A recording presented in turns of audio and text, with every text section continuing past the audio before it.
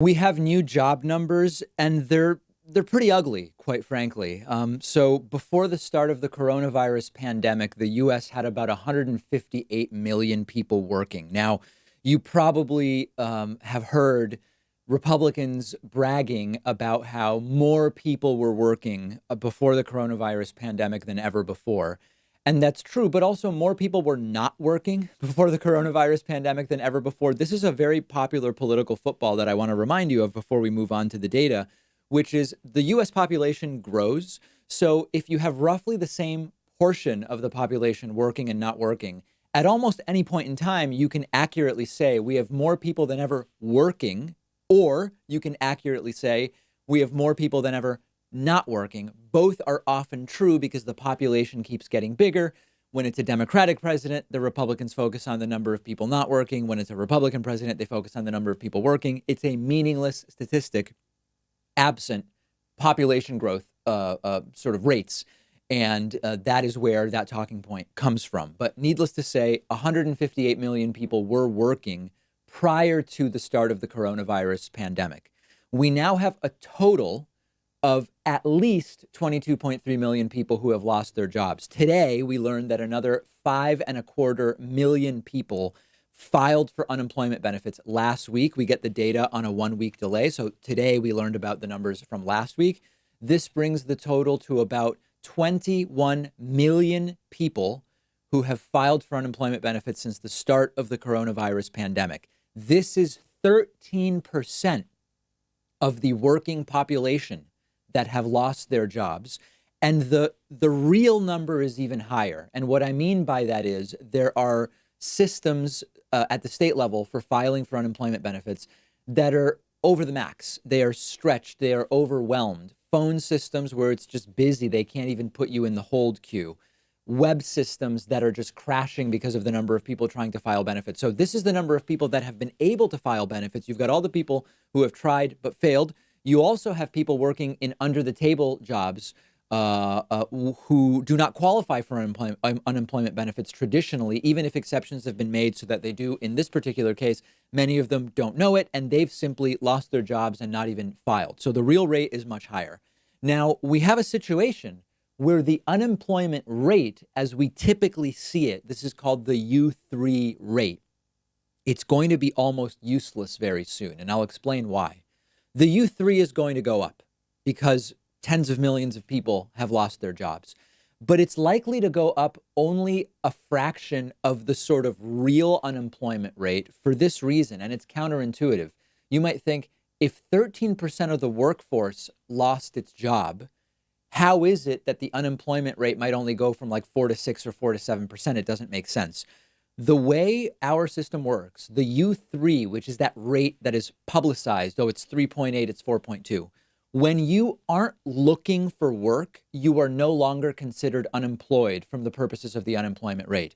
This has always been the case. And, during Obama, as usual, as the unemployment rate went down, you had Republicans say, the system is bogus. If you stop looking for work, you're no longer considered unemployed. That's been the case for decades. So again, it's another distraction technique that the right loves to use.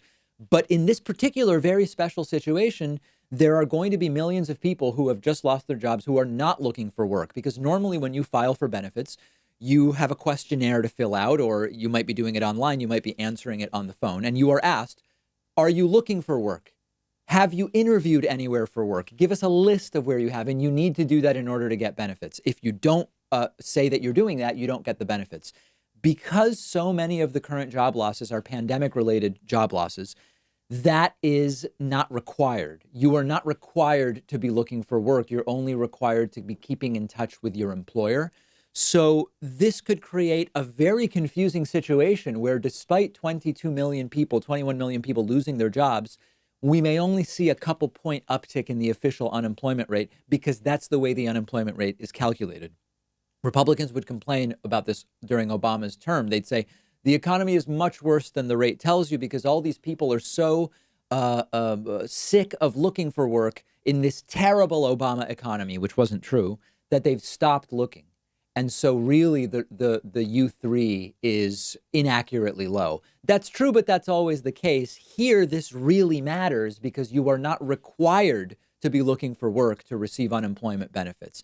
And then there's the issue of the real number is way higher. Overwhelmed unemployment systems, as I mentioned, people trying to file claims but unable to, people who have lost jobs where they traditionally don't get unemployment benefits. So the true number, sadly, is way higher than 21 million people. Now, in real terms, how many of these 21 million jobs are going to reappear as the pandemic starts to fade? The answer is we don't know. Number one, when we talk about the pandemic fading, there's not going to be one day where we flip a switch. It's going to be a process. It's a process that could take up to 18 months in some ways, shapes, or forms. One report said for restaurants, for example, July is going to be the limit for a lot of restaurants, at which point many restaurant owners will just start walking away from their leases and not planning to reopen. Really, really sad, because yesterday was the record death rate, number of deaths, rather, in both the United States and globally. So we are not exactly at a time where we should be planning to reopen, despite Donald Trump announcing yesterday that today he would give a list of states that he wants to see reopen right away. One other data point, just out of curiosity, we did a survey of our own audience and we asked, has your income decreased due to coronavirus? Almost 2/3 of our audience says their income is the same or higher during the virus. 11% saw their income decrease anywhere from 10 to 30%. 9% said their income is down 40 to 70%. 3% said their income is down 80 to 90%. But 14% of our viewers and listeners say their income dropped to zero. Notice that 14% of our audience has lost all their income. It looks like 13% of the workforce nationally has gone on unemployment benefits. So very similar numbers, numbers tracking very similarly there. So we've got a big uphill battle to get back to where we were. Industries may change. Discussions of nationalizing certain supply chains are already starting, whether it's masks or medical equipment or whatever because of the virus. Anybody pretending to know what the economic landscape is going to look like in 18 months is simply guessing. And we need to understand that. We need to sit with the uncertainty because we really don't have another choice. There's a YouTube channel called Upflip that we're partnering with. I would love for you to check it out. I've put the link right underneath the video. Make sure to subscribe to the channel when you're there. Upflip is a channel that is all about exploring small business and what makes a small business successful. Every episode interviews an entrepreneur. You take a tour of the business, and these are not generic interviews. You actually get a really fascinating deep dive into the history of the business, the mistakes the entrepreneur made, what they learned, what motivates them, what a day is like running their business. And you get all sorts of super interesting and valuable insight about what it's like to run that type of small business. As a business owner myself, I find Upflip's videos to be endlessly intriguing. Even if you don't own your own business, it is really great for a general audience. It's stuff that I think just about anybody would find fascinating. And you can check it out by going to davidpakman.com/upflip.